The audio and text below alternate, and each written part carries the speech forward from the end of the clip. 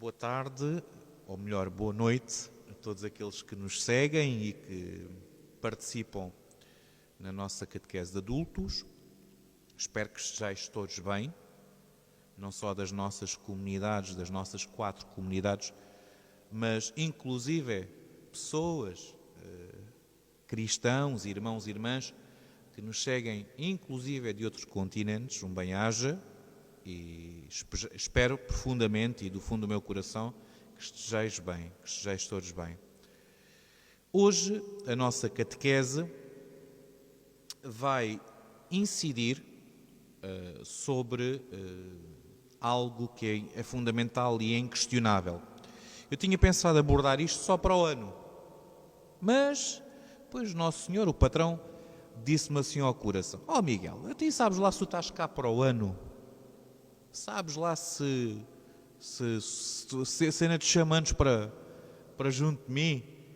Então é melhor falar já das coisas e a gente ficar descansados e assim ao menos transmitirmos aquilo que também é fruto de uma investigação, portanto, que foi feita.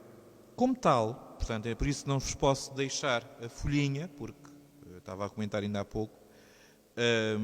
Espero vir a publicar não só este, mas outro material que ainda está em imprenta, digamos assim, aliás, ainda está a ser fermentado e depois é que vai estar em imprenta, que tem que ver exatamente com a vida e o ministério de Jesus. E por trás tem uma investigação bastante longa e isto é quase o corolário de um trabalho. Mas não posso vos deixar partilhar convosco tópicos. E tópicos que têm que ver exatamente com a Páscoa de Jesus. E vamos fazer alguns considerandos antes de avançarmos concretamente para o texto. O primeiro considerando é o seguinte: temos que perceber que a Páscoa de Jesus, antes de mais, é uma Páscoa judaica. Não é outra coisa, é uma Páscoa judaica. E, como Páscoa judaica que era, é uma Páscoa judaica com 2000 anos. Cerca de 2000 anos, mais coisa, menos coisa, abril do ano 33, portanto, da nossa era, sensivelmente, por aí. Ora, e porquê é que isto é importante, meus queridos amigos e amigas? Porque se nós pensamos que ao assistirmos, por exemplo, e eu já ouvi inclusive algumas pessoas por esta altura quererem celebrar a Páscoa rabínica, dos judeus rabínicos, portanto, essa não foi a Páscoa de Jesus. E não foi a Páscoa de Jesus porquê? Porque, segundo considerando, porque a Páscoa de Jesus foi celebrada durante o contexto do segundo templo, do Beit HaMikdash. Portanto, é exatamente aí que vai ocorrer a Páscoa de Jesus. Há um cordeiro que é sacrificado, que é comido no contexto de uma família, segundo as indicações que são dadas no livro do Êxodo e Deuteronômio, e Jesus vai celebrar essa Páscoa. Há, claro, elementos que são próprios de Jesus, que já lá iremos, ou que lá iremos ao longo desta e outras catequeses, que nós iremos falar sobre isto. Mas é essencial perceber isto. A Páscoa judaico-rabínica de hoje não é a Páscoa que Jesus celebrou há 2000 anos. Poderá haver alguns elementos que são semelhantes. Poderá inclusive haver alguns elementos que poderão ser muito simbólicos, mas que seguramente, ou historicamente falando, Jesus não os terá utilizado.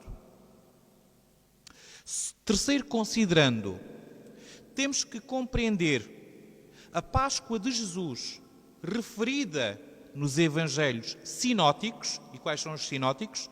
É o livro de Mateus, de Marcos e de Lucas, e aquilo que é Páscoa no Evangelho de João. Porquê? Por 2 elementos muito belos. O primeiro é que a Páscoa apresentada nos sinóticos é uma Páscoa pré-destruição do templo. Portanto, aquilo que é retratado nesses três evangelhos, é a Páscoa antes da destruição do templo.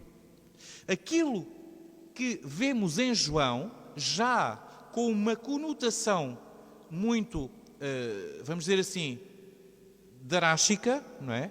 Muito virada para uma dimensão simbólica, é a Páscoa, em João, portanto, é a Páscoa após a destruição do Templo de Jerusalém. É uma Páscoa estruturada, muito semelhante, essa sim, dessa feita, muito semelhante à estrutura daquilo que viria a ser a Páscoa dos nossos irmãos judeus rabínicos. Então, temos que perceber, antes de tudo, estes considerandos. É verdade também que há alguns elementos no Evangelho de João que não foram mudados. E o que é que isto quer dizer com ser mudados? Prende-se com o seguinte, queridos amigos e amigas. Perto do ano 135, sensivelmente, 132 aliás, há uma reunião entre uma série de rabis em Yavné, chamado Concílio de Yavné ou Jamnia, como se diz em português. E nesse concílio, nesse encontro entre rabis, foi definido como é que o judaísmo, ou melhor, como é que o judaísmo rabínico sobreviveria após a destruição do templo. Questão que os nossos também se colocaram.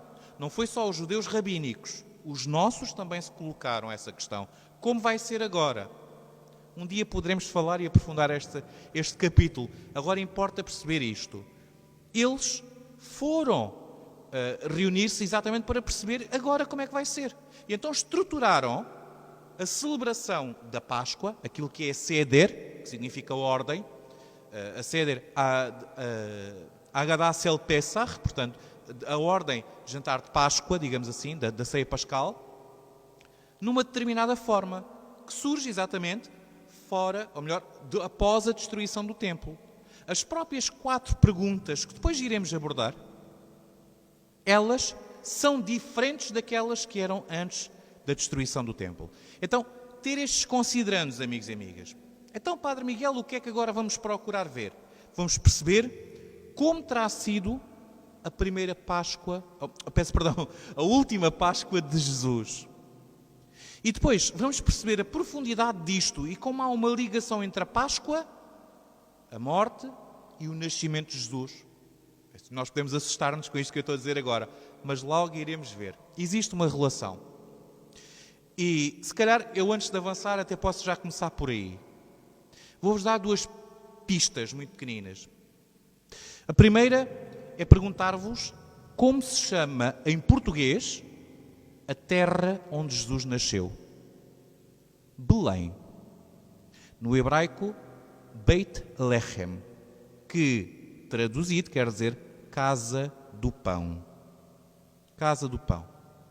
Segundo ponto, a questão do nascimento de Jesus, provavelmente, segundo aquilo que vemos a partir do capítulo 2 de Lucas, Jesus terá, historicamente falando, nascido por altura da Páscoa. E porquê é que eu digo isto? Nós, em tempos, nas nossas catequeses, inclusive, ou algumas pessoas sabem que nós falámos nisto, por uma razão muito simples, que eu vou passar a transmitir-vos dentro desta dimensão dos considerandos. Jesus, quando nasce, portanto, em determinada altura, portanto, quando celebra os 12 anos, sobe para Jerusalém. Eu vou passar a ler, encontra-se no capítulo 2 de Lucas, podeis registar isto sem problema nenhum, no capítulo 2 de Lucas, versículo 41 e seguintes, podemos depois falar assim um bocadinho sobre esta questão, narra o seguinte: os seus pais iam todos os anos a Jerusalém pela festa da Páscoa. Lembrem-se de uma coisa, queridos amigos e amigas. Os evangelistas nunca dão uma pista, nunca dizem algo para encher de palha. Primeiro porque o papel naquela altura era caro. Brincando um bocadinho a falar a sério. Mas não só por causa disso. Porque por detrás das informações que eles nos dão-nos também não só elementos teológicos, mas também alguns elementos de contextualização históricos. E, sobretudo, Lucas é muito cuidadoso nesse aspecto.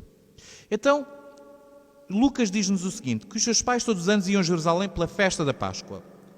Quando completou os 12 anos, subiram para lá, segundo o costume, nos dias da festa. Quem é que subiu para lá? José, Maria e Jesus. Então, e porquê é que o São Lucas dá esta indicação que completou os 12 anos? Ainda hoje, os nossos irmãos rabínicos fazem isto. Chama-se o Bar Mitzvah. A criança torna-se, à letra, filho da aliança. Basicamente, para nós percebermos, é aquilo que para os cristãos é a primeira comunhão. Só que para eles com outro contexto. Enquanto para eles é a primeira vez que eles leem a Torá, leem a lei de Deus em público, no meio de júbilo e de festa, com cânticos e tudo mais, para nós não. A primeira comunhão, a primeira vez que se recebe Jesus a Eucaristia, é que é esse momento de festa. Pronto. Então, isto quer dizer o quê? Que Jesus completou 12 anos, ou melhor, 13 anos e um dia, por altura da Páscoa. Então, se recuarmos 13 anos e um dia, é na altura da Páscoa. Amigos e amigas, não deixemos de celebrar o Natal por causa disso, porque é importante nós celebrarmos o nascimento físico de Cristo. Cristo fez-se um de nós e deixou-nos o exemplo. Portanto, Cristo fez-se presente no meio da humanidade, encarnou, fez-se carne no meio de nós. Pouco importa quando, o que importa é que Ele o fez. E se a Igreja pegou na festa não pagã, esse é um erro histórico que muitos andam por aí a apregoar, que é uma mentira histórica, que narram que teve que ver com o Sol em Invictus. Mentira! Tem que ver com uma festa judaica, não com o Sol Invictus. Nada com o Sol. O Sol Invictus celebra-se a 21 de dezembro. Como é que podia ser? Se os cristãos celebram a Páscoa, celebram o Natal a 25 de dezembro. Tem que ver com outra coisa. A festa das luzes, a Hanukkah. Porque para os cristãos, desde os primórdios, Cristo é visto como a luz do mundo, como aquela luz que veio iluminar as nações. É a origem histórica do celebrar a Páscoa, o celebrar o Natal a 25 de dezembro. É esse e não outro. Portanto, a festa judaica de Hanukkah. Ponto final parágrafo. Então, depois de percebermos isto, vemos que a vida de Jesus, toda ela gira em torno de Páscoas, até à sua última e derradeira Páscoa. Nós conhecemos a primeira, digamos assim, conhecemos esta em que ele celebra o Bar Mitzvah e vamos conhecer depois algumas outras, as últimas 3, que ele vai celebrar, e nomeadamente a última grande Páscoa que ele celebra. Então, feito esta introdução, feito este preâmbulo, vamos começar a mergulhar na Páscoa de Jesus. Então, meus amigos e minhas amigas, o primeiro elemento que nós temos que pegar é no Evangelho de João, capítulo 11, versículo 55. Estava próxima a Páscoa dos judeus e muita gente do país subiu para Jerusalém antes da Páscoa para se purificar. O que é que acontecia? Haviam grandes piscinas em Jerusalém, aquilo que se chama mikvaot, no plural, ou mikveh. E o que é que são? São umas piscinas com degraus, onde as pessoas mergulhavam. Portanto, havia uma fonte, digamos assim, de água viva, água corrente, que regava, digamos assim, que enchia a piscina e as pessoas mergulhavam, purificavam-se e podiam celebrar a Páscoa. Os essênios até tinham uma particularidade. Os essênios, essa comunidade que existiu no Mar Morto, não só mergulhavam na água e não só se purificavam, como também, portanto, se revestiam de linho branco. Os manuscritos do Mar Morto falam que antes da refeição ritual que eles costumavam fazer, faziam exatamente isso. A purificar-se e depois revestir-se de linho branco. Então, a pergunta que nós fazemos é, nós olhamos para Jesus, Jesus terá feito isto? Sim. Como é que sabemos que sim? Durante a ceia de Jesus, nós também no Evangelho de João, um bocadinho mais para a frente, vamos ver um episódio que vai ocorrer e acontece aonde? No capítulo 13 do Evangelho de João, no qual Jesus começa a lavar os pés aos apóstolos. Esta cena é muito bonita e quando percebermos a profundidade disto, ainda mais bonito se torna. E o que é que sucede? Jesus vai dizer: quem mergulhou, quem se batizou, o verbo aparece, salvo erro, baptizou no grego, quem mergulhou não precisa senão lavar os pés, pois está todo limpo. E vós estáis limpos, mas não todos. Porquê? Porque efetivamente, antes de celebrar a Páscoa, era obrigatório eles passarem pela mikvê, mergulharem na água. E então revestirem-se para celebrar a Páscoa. Não é? Então Jesus o que é que faz? Jesus faz aqui um jogo entre o purificar o corpo e o purificar a alma. De facto, todos mergulharam, todos purificaram o corpo. Mas havia um cuja alma não estava purificada, que era Judas Iscariotes. Aquele que já ia para a ceia, para aquela última grande refeição, e já ia em mente trair o seu amigo. E Jesus vai dando pistas. Logo iremos ver. Então, este é o primeiro elemento, a purificação.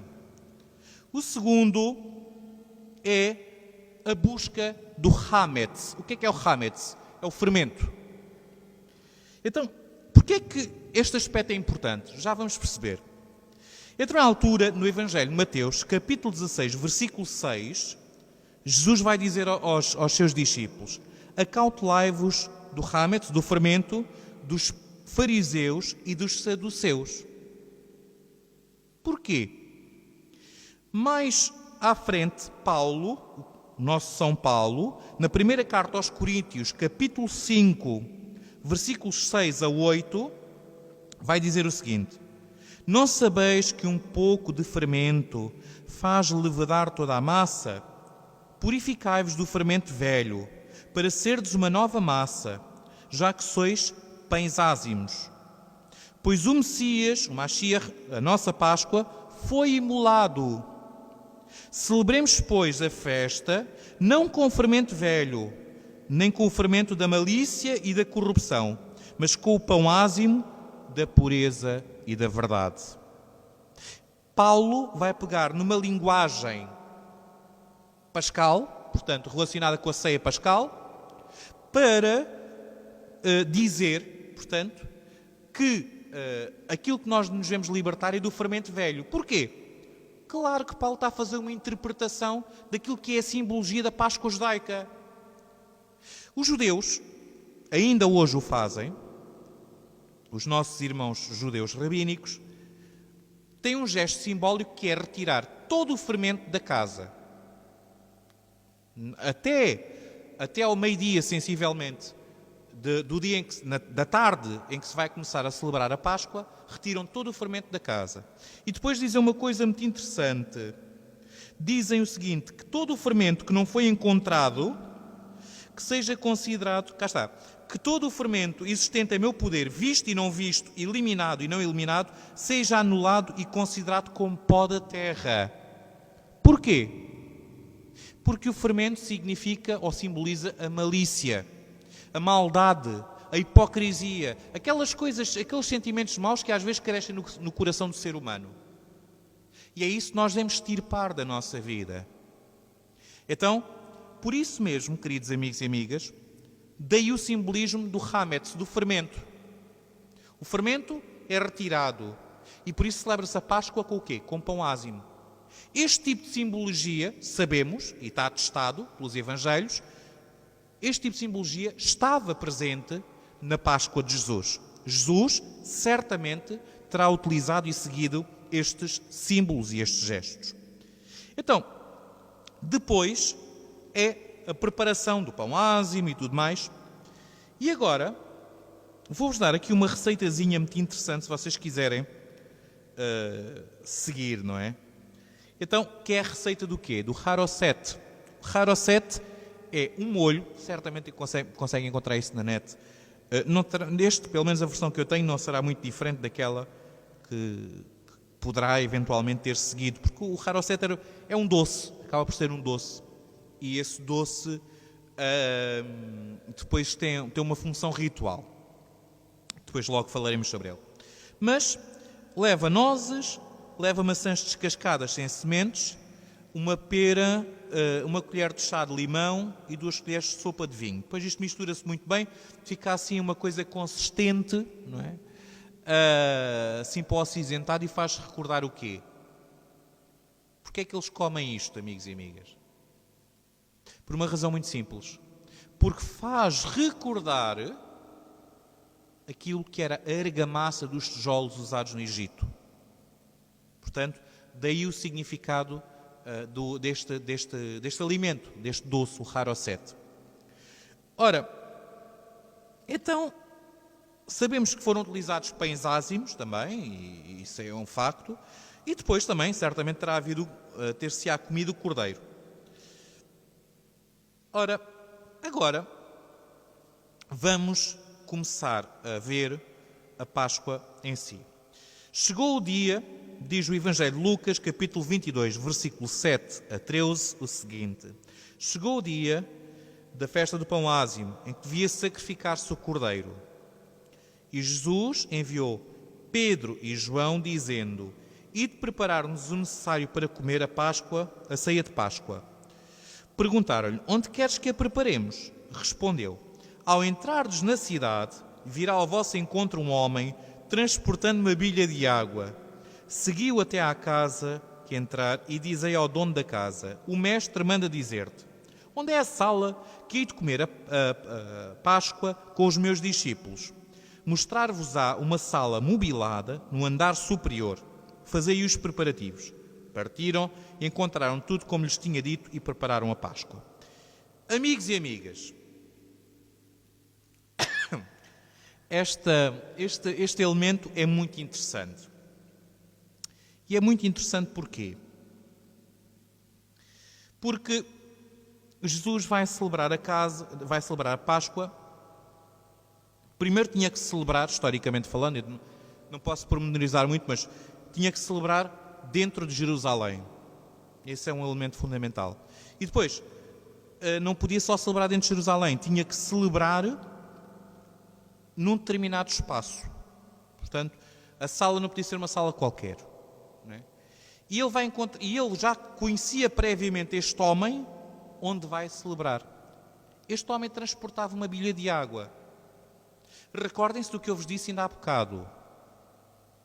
Os evangelhos nunca nos dão pistas só para a gente ficar-se pelas pistas. O trabalho de transportar bilhas de água ao tempo de Jesus, ao contrário de hoje, não era um trabalho de homens, era um trabalho de mulheres. Este homem não era casado. E, muito provavelmente, este homem seria um essénio. Jesus poderá ter celebrado a sua Páscoa na Cidade Alta, em Jerusalém, não muito longe do templo, não muito longe da casa de Anás e de Caifás, na zona que era conhecida como o bairro Essénio, portanto, uma zona onde estava uma comunidade essénia. Muito provavelmente terá sido aí que Jesus celebrou a sua Páscoa. E daí esta indicação deste homem que transportava a bilha d'água, porque sendo este homem dentro do único grupo onde havia celibatários, digamos assim, era exatamente na comunidade essénia. E faz todo o sentido, porque o bairro, arqueologicamente falando, o bairro dos essénios ficava naquilo que era dentro das muralhas do Segundo Templo, ao período do Segundo Templo.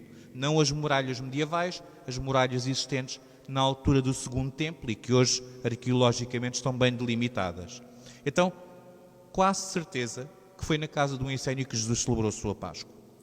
Depois, outro elemento a ter em conta é o facto de nós não pensarmos que Jesus celebrou a sua Páscoa contando o dia como nós o contamos. Manda-se que o cordeiro seja sacrificado e teria sido exatamente ao entardecer que Jesus celebrou a sua Páscoa. Porquê? Porque o dia judaico começa de pôr do sol a pôr do sol.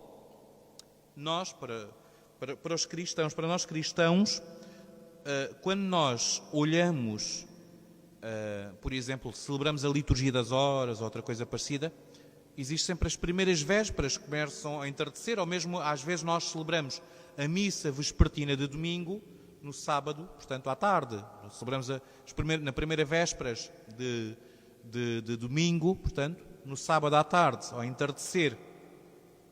Porque a Igreja recebeu um bocadinho dessa tradição judaica. Ora, então, ao entardecer, Jesus vai se sentar à mesa com os seus apóstolos para celebrar a Páscoa. A data da Páscoa é um tema muito discutido e que envolveria aqui muitos outros elementos, se calhar um bocado periféricos para a nossa catequese e que não vale a pena estar a entrar. Mas vamos continuar. Então, qual era o primeiro gesto que se fazia? Era o cálice, portanto, eram tomados 3 cálices, no tempo de Jesus eram 3 cálices, o 4º cálice é posterior, e este cálice que vai ser tomado é o cálice de Kiddush, santificação. Este primeiro cálice tem que ver, portanto, com a festa que se vai celebrar. E dizia o seguinte: bendito sejas, Adonai, Senhor nosso Deus, Rei do Universo, que dás o fruto da videira. E depois então, o texto a seguir vai referir a memória. Este texto como está aqui, remonta ao século IV, V. E Ashihakol, é assim que é chamado. Mas, no entanto, é provável que seja um bocadinho mais antigo. Certamente, a bênção do cálice estará lá. Aquilo que eu disse ainda há bocado, estaria lá certamente. Portanto, bendito sejas Adonai, nosso Deus, Rei do Universo, que nos dás o fruto da videira. Essa parte de certeza. O que vem a seguir? Nós recordamos uma outra passagem que aparece nos 3 evangelhos sinóticos, onde Jesus diz basicamente isto: desejei ardentemente tomar esta Páscoa convosco antes de padecer. Portanto, é basicamente esta santificação do dia que é feito. Depois, então, havia uma lavagem, e ainda há, de mãos ritual. Portanto, mas Jesus não terá feito esta lavagem de mãos ritual. Porquê? Porque não é que Jesus fosse avesso a lavar as mãos. Jesus não era avesso a isso, graças a Deus era muito higiênico. Não é nesse sentido. A questão é outra. Reparai o que é que diz a oração rabínica para a lavagem das mãos. Bendito sejas, Adonai nosso Deus, Rei do Universo, que nos santificas com os teus mandamentos e nos ordenaste lavar as mãos. Minha pergunta é, na Torá, nos 5 primeiros livros da Bíblia, onde é que entre os mandamentos de Deus se encontra lá a ordenança de lavar as mãos? Não existe. Agora vamos perceber porque é que Jesus não fazia este gesto. Porque Jesus seguia fielmente, não que os outros não seguissem, não é isso, mas para ele a tradição, aquilo que era a tradição oral, não tinha tanto peso como a palavra escrita. E Jesus canonizou, claro, e canonizava, tal como se acreditava naquele tempo, na Torá, portanto, nos 5 primeiros livros, mas punha a tradição oral no seu lugar. E aquilo que estivesse diretamente ligado às Escrituras, Jesus seguia e cumpria. Aquilo que não estivesse ligado como este ponto que eu referi, Jesus simplesmente descartava. Porquê? Reparem, porque se ele dissesse que abençoar a Deus porque ordenou lavar as mãos, então estava a chamar Deus mentiroso. E Deus não mente, queridos irmãos e irmãs. Portanto, este gesto ritual, certamente que não foi feito pelos discípulos de Jesus, nem por Jesus. Então, tomam-se as ervas amargas, mergulha-se em água salgada, recordando as lágrimas que o povo sofreu no Egito. E diz, bendito sejas Adonai nosso Deus, que tiras o fruto da terra. Portanto, até aí, nada de novo debaixo do sol. Depois é a altura de partir o pão ázimo. Um dos pães, porque não é só um. Atualmente são 3, provavelmente ao tempo de Jesus seriam só 2. E toma então o pão e parte-o. Antes de partir o pão, diz: bendito sejas, Senhor nosso Deus, que tiras o pão da terra. Portanto, e depois vai dizer o seguinte, vai dizer em aramaico: este é o pão da aflição que os nossos pais comeram na terra do Egito. Que todo o faminto venha e coma, que todo aquele que é necessitado venha e compartilhe da nossa Páscoa. Este ano aqui, no próximo ano a terra de Israel. Este ano escravos, no próximo ano filhos da liberdade. E porquê, queridos amigos e amigas? Este porquê tem um duplo sentido. Porquê que isto não aparece nos Evangelhos? Primeiro. E segundo, e porquê que este texto tem esta conotação tão presencial, tão física, tão plástica? Hoje, aqui, amanhã, na terra de Israel. Hoje escravos, amanhã livres. Já lá vamos perceber. Primeiro ponto. Porquê é que não aparece nos Evangelhos? Porque aquilo que vai apresentar os Evangelhos não é somente aquilo que eles já conheciam. A antiga Páscoa, a primeira Páscoa. Já não é somente essa Páscoa que era celebrada. É também a nova Páscoa, como São Paulo diz, que é o Messias imolado, o Cordeiro imolado. Ele é a nova Páscoa. E já vamos perceber até que ponto é que isto é mesmo assim. Então, é exatamente por causa disso que isso não aparece nos relatos dos 4 evangelistas.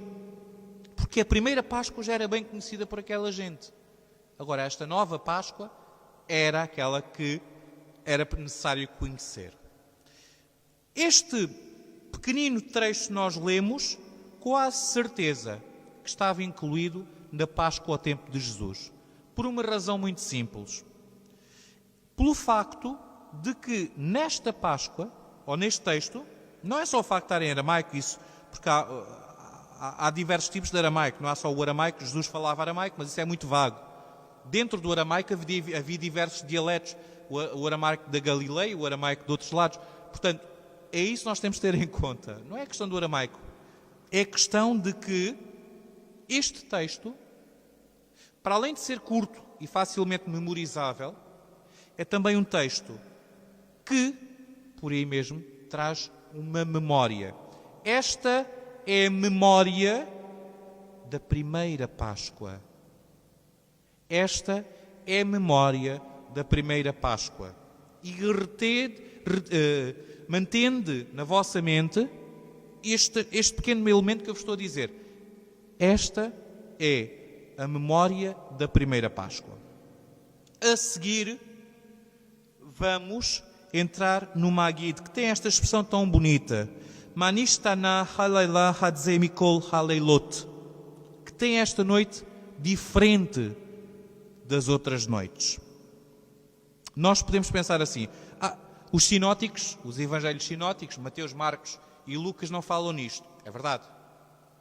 Aparentemente não falam. Mas, em João, a coisa é um bocadinho diferente. Já lá vamos perceber. Esta pergunta vai introduzir, a pergunta já na Páscoa rabínica, vai introduzir 4 outras perguntas que são feitas por 4 filhos. Isto é o desenvolvimento ritual da questão. Porquê é que nas outras noites nós comemos pão, comemos fermento ou pão ázimo? Porquê é que nesta noite só comemos pão ázimo? Em todas as outras noites nós comemos todos os outros tipos de ervas. Porquê é que nesta só comemos ervas amargas? Em todas as outras noites nós não mergulhamos, o quê? As ervas, uma vez, nem uma vez. Porquê é que nesta noite mergulhamos 2? As perguntas, parece que está aqui a faltar qualquer coisa essencial, não está? É porque a Páscoa, qual é o símbolo da Páscoa judaica? É o Cordeiro. E não há nenhuma pergunta sobre o Cordeiro aqui. Meus amigos, posso já adiantar isto em primeira mão. as 4 perguntas originais, segundo aquilo que eu creio e defendo, as 4 perguntas originais estão no livro do Êxodo e no livro de Deuteronômio, salvo erro, não quero estar aqui agora porque eu estou a falar de cor. Mas quase certeza, porque lá refere, numa expressão muito simples, e dirás ao teu filho naquele dia, quando estiveres na terra da liberdade, isto fez o Senhor por ti. Ou seja, criar o conceito de memória. E as 4 perguntas estão subjacentes a estas coisas. Então, este texto, apesar de ter estado lá, quase certeza, que as perguntas foram feitas, mas não eram estas 4 perguntas, eram outras. Então, poderemos pôr a coisa neste ponto. Depois, eu disse-vos que no Evangelho de João a coisa era diferente. Onde é que está estas 4 perguntas sobre a nova Páscoa escondido no Evangelho de João? João 13, 21, 25. Jesus perturbou-se interiormente e declarou: em verdade vos digo que um de vós me há de trair. Os discípulos olhavam-se uns para os outros, sem saber a quem se referia. Um dos discípulos, aquele que Jesus amava, estava à mesa reclinado sobre o seu peito, porque a Páscoa, portanto, eles não comeram a Páscoa sentados, como nós às vezes vemos nos quadros, mas sim reclinados, numa espécie de divãs com uma mesa à frente. Tipo vamos dizer assim, tipo o simpósio grego, ou greco-romano, portanto, reclinados, a mesa no meio e eles reclinados. E era muito fácil, como tinha uma pessoa atrás de mim e outra ou à minha frente, portanto, no meu lado direito e no meu lado esquerdo, reclinar-se sobre o peito da pessoa e perguntar. Foi exatamente isso que aconteceu. João estava ao lado de Jesus e João reclina-se, Pedro estaria deste lado, imaginemos, e pergunta, diz ele, olha lá, pergunta-lhe lá quem é que vai trair. E João reclina sobre o peito de Jesus e pergunta-lhe, mestre, quem vai ser? Então, tendo isto presente, amigos e amigas, Simão Pedro faz-lhe o sinal para que lhe perguntasse a quem se referia. Então ele, apoiando-se naturalmente sobre o peito de Jesus, perguntou, Senhor, quem é? Cá está. Que tem esta noite diferente das outras noites? Quem é aquele que te vai trair e vai fazer de ti a Páscoa imolada? O Cordeiro de Deus tira o pecado do mundo. Então, depois, aquele que preside, portanto, à Páscoa, à narração da Páscoa, diz o seguinte, nós fomos escravos do faraó no Egito, mas o Senhor nosso Deus tirou-nos lá com mão poderosa e braço estendido. E se o santo, bendito seja ele, não tivesse trazido os nossos pais do Egito, então nós e os nossos filhos e os filhos dos nossos filhos continuaríamos a ser escravos do faraó no Egito. E mesmo que todos fôssemos sábios, mesmo que todos fôssemos inteligentes, mesmo que todos fôssemos anciãos, mesmo que todos fôssemos entendidos na Torá, na lei, teria sido nosso dever contar a história da saída do Egito. E quanto mais é repetida a história da saída do Egito, maior louvor merece.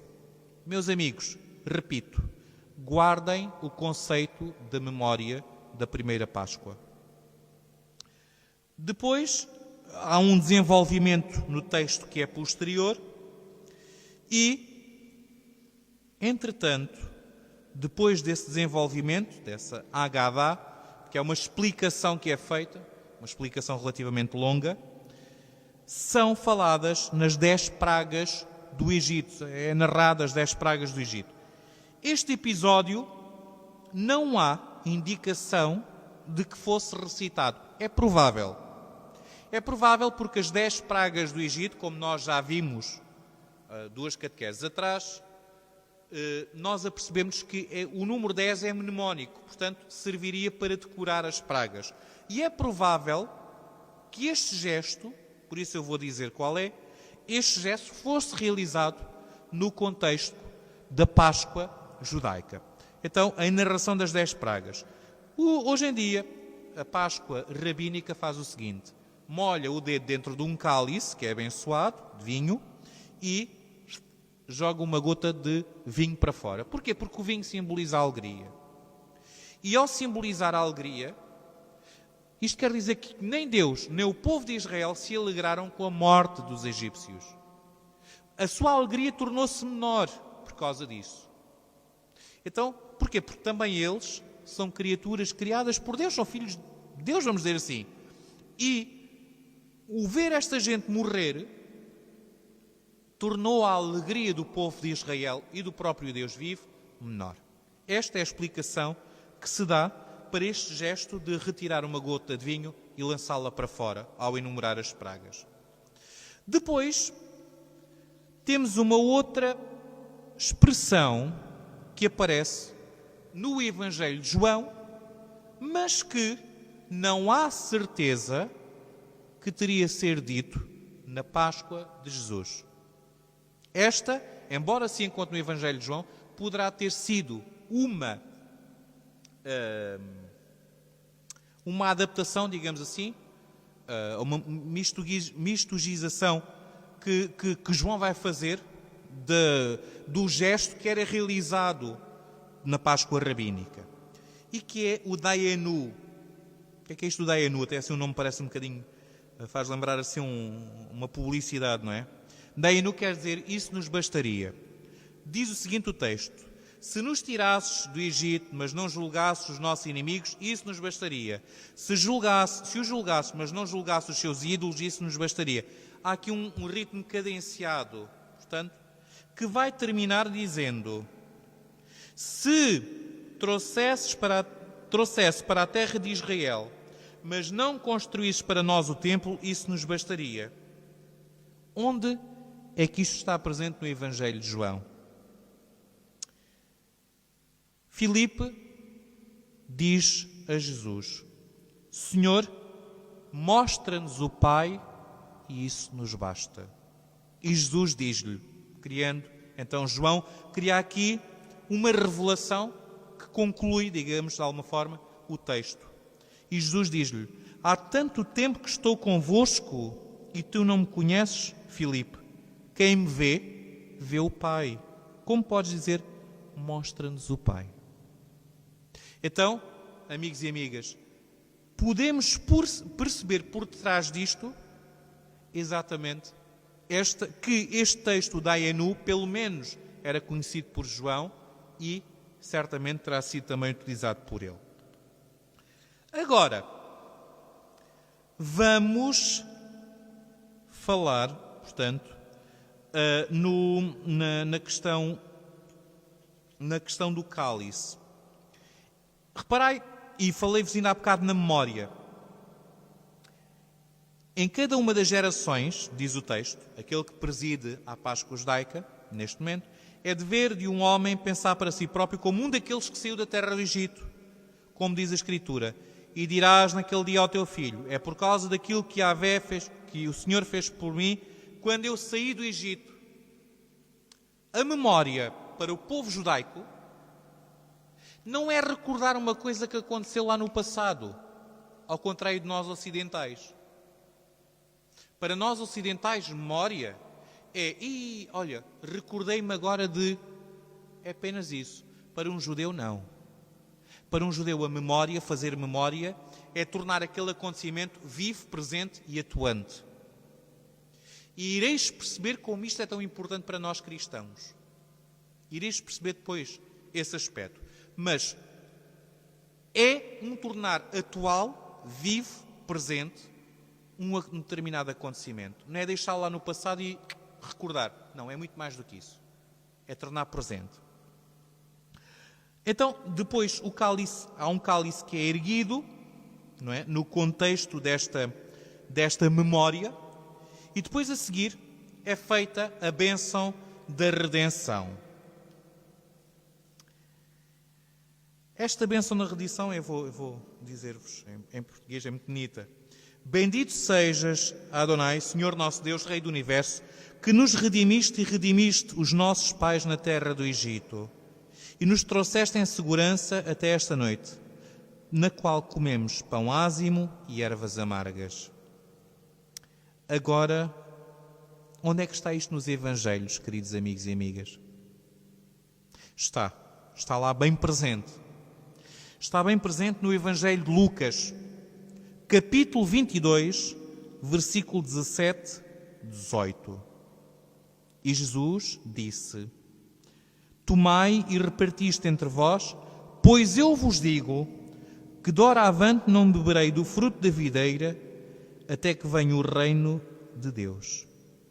E porquê que Jesus não tomou este cálice? O título diz-nos tudo. Cálice da redenção. Jesus não veio para ser redimido. Jesus veio para redimir. Por isso, queridos amigos e amigas, quem vai tomar aquele cálice é quem precisa de ser redimido. Estamos praticamente a chegar ao fim da primeira parte deste tema da Páscoa de Jesus. Para a próxima catequese, vamos continuar com ele. Espero que tenhais gostado. Por favor, não deixem de mandar os vossos comentários, as vossas questões, se alguma coisa não percebestes, que eu esperei que eu vos explique melhor no próximo encontro ou num outro momento, e, claro, a vossa opinião. Aquilo que pensam é sempre muito importante. Vamos terminar invocando o nosso Pai do céu com a oração que Jesus nos deixou. Pai nosso, que estais nos céus, santificado seja o vosso nome.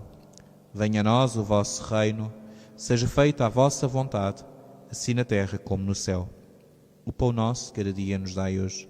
Perdoai as nossas ofensas, assim como nós perdoamos a quem nos tem ofendido. E não nos deixeis cair em tentação, mas livrai-nos do mal. Uma boa noite a todos, um bom descanso e até ao próximo encontro, se Deus quiser.